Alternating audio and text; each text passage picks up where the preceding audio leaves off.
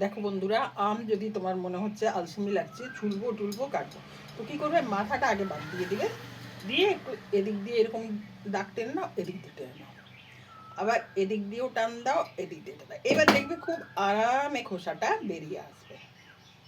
এই দেখো, দেখছো, আমি ছুলে দেখাচ্ছি।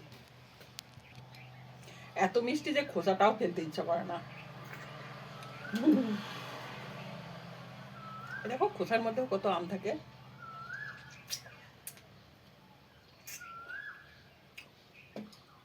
দেখো, কাটলাম না কিন্তু ছুলে ফেললাম। তো এই আমের সিজন চলে গেলে কোথায় পাবো এই আম? খুব মিষ্টি, দারুণ মিষ্টি।